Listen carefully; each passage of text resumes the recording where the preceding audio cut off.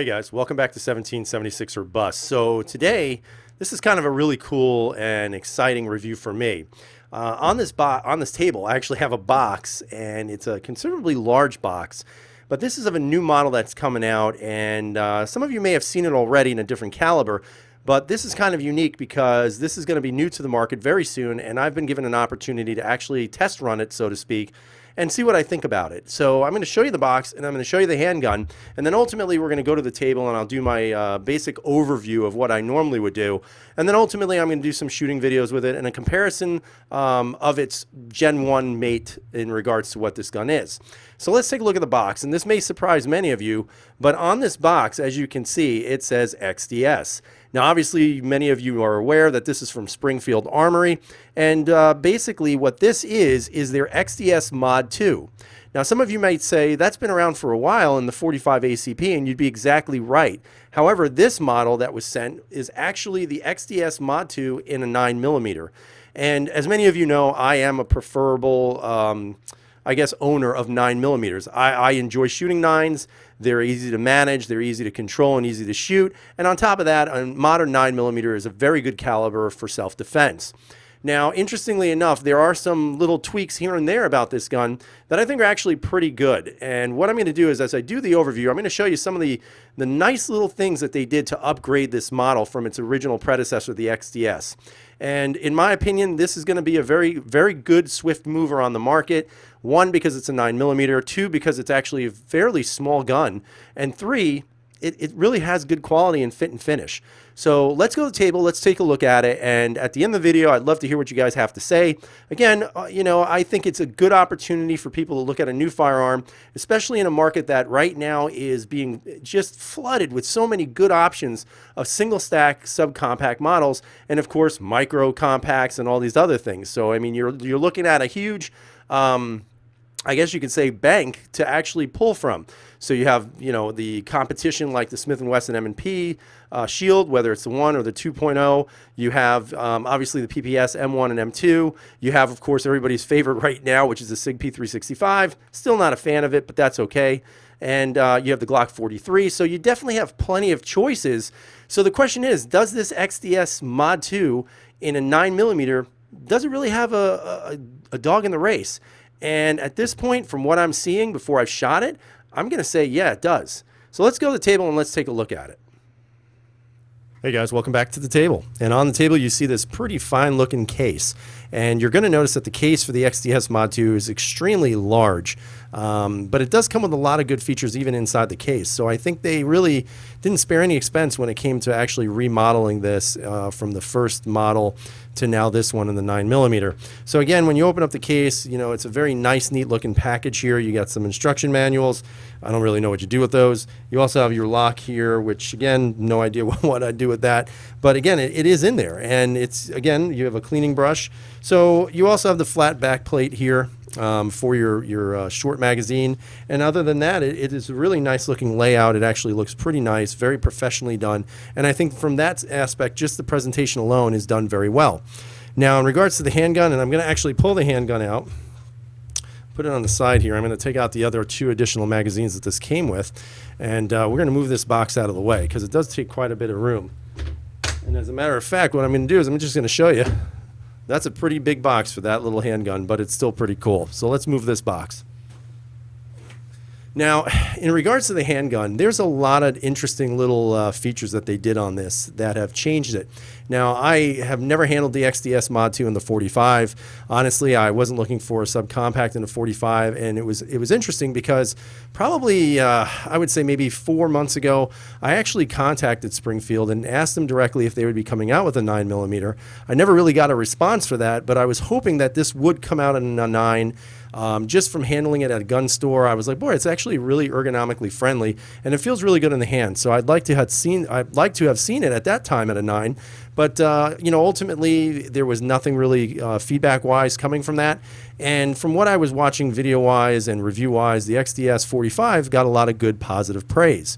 Now, in the 9mm, again, what you're going to see, and just kind of going through the magazines, you definitely have that hive chrome finish on all the mags, which is very, very standard for the Springfield line. I actually like the mags. There are some people who don't like them because they do tend to shine in the sunlight. Although I don't necessarily think that I'm ever going to have to conceal the magazines, but you never know. And for me, they're just really nice. The coating is very smooth and definitely high quality. It's almost like a brushed finish on it, and it looks really nice. Now, obviously, there are 3 magazines that came with this particular firearm, and the first magazine you have here has the pinky extension on it. And again, this will contain 7 rounds of 9mm, which is pretty much, I would say, the industry standard for a lot of these shorter rounds in these single stack compacts. Now, again, you'll notice that my pinky rests perfectly on the bottom of that, and I think that's a good feature too, because sometimes when you get these subcompacts in this size, you just get the flat base plate, which is already in the box, but this one at least comes with the option of giving you that pinky extension, which in my opinion makes all the difference in the world. Now, one of the things that I noticed about the handgun immediately when I ejected the magazine is that it just shoots the magazine out. And I know some people definitely have a pet peeve of when that magazine, when you're ejecting it, you want to make sure you get a positive ejection from the gun with that magazine. And this one just shoots it out like a rocket. And I really do like that. I think that's an excellent feature. And it just shows, again, I guess you could say the care they took in making sure that everything worked accordingly. Now, another good feature about the handgun is you'll notice you have your mag release here, but you also have an ambidextrous mag release here, and that's actually a nice feature. I think more and more manufacturers are really going to that and understanding that there are left-handed shooters, and as a result, you do want to reach that market as well. Again, to actuate the magazine, it's super, super easy, so it's not getting stuck. You don't need to have 2 hands on it to try to actuate it, and I think, again, that's a huge bonus for this handgun. Now, there are a lot of things here that are standard XD. For example, you have your little loaded chamber indicator right here. So this little piece right here will actually pop up when you have a round in the chamber. Again, I don't have one in there, but I guess you could say that the positive thing about it is that if you're in the dark and you can't see and you want to make sure that the gun is loaded, you just have to feel around and you'll actually feel this popped up a little bit, which is a nice feature. Again, you'll notice that this particular model that I have here, this actually came with Ameriglo sights on it. So it has that Luma, I think they call it Luma Green or Luma Yellow, I forget what it's called. But again, you guys know that I absolutely love Ameriglo sights, and it's a very bright sight with the blacked out rear, and the sight picture is excellent. You have your U-notch in the rear, so again, it just picks up really well in all conditions. And again, that to me is a huge upgrade. You know, normally these would come standard with the fiber optics. Nothing wrong with the fiber optics if that's what you prefer. But for me, honestly, I do prefer night sights, and I do prefer anything that has a bright front. It just shows up really well, and I think that's a great feature of this handgun as well. Again, typical fashion of all XD models, you'll see that they do have the grip safety. You know, honestly, guys, there are some people who love it, some people who hate it, some people who don't care. I don't really know where I'm at with it. You know, honestly, it doesn't bother me. It doesn't take much effort to actually push that safety in. So as long as you're gripping your gun the way you're supposed to, you're not going to have a problem actuating the trigger. And, you know, to me, it's very smooth, and it just works really well. Now, again, keep in mind I haven't shot it, and I won't know that until I actually go to the range, which I am going to be going this week to test it out. But ultimately, it doesn't bother me at this point. Again, I'll report later on what I feel after I shoot it. Overall, the takedown is a standard XD takedown. So basically, you pull the slide, lock it back, and then basically you just turn that handle upwards as opposed to the common downward style. And you can't pull it off. You actually have to pull the trigger, which some people like, some people don't care. Me particularly, I clear all my guns, so I'm not really concerned about it. Again, everything looks really nice, and everything is like your typical standard Springfield, really good, machining. You can see you've got your high polish. Let me see if I can zoom in on that. You've got a high polished feed ramp right here. So again, very nice quality. You've got a very nice barrel on there. The thickness of the barrel looks pretty solid. Inside the rails, not the rails, but the actual slide itself, again, is very good steel, and it's got a nice protective coating on it. So everything looks good. I mean, there's really not a heck of a lot that has changed in regards to the fit and finish. Again, you've got your captured steel recoil spring and guide rod. So again, very nice. So hopefully that will mitigate some recoil. At least that's what I'm hoping when I shoot it.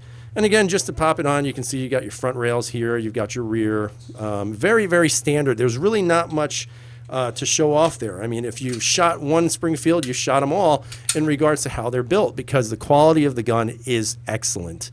Now, in regards to the trigger, which I think a lot of people always want to see, This trigger is actually very good out of the box. You'll notice there's very little take up on here, and it's kind of interesting because I've owned PPSs, I've owned shields, I've never owned a Glock 43, but at this point, you know, just kind of feeling this trigger, the trigger does not feel like an M&P shield trigger.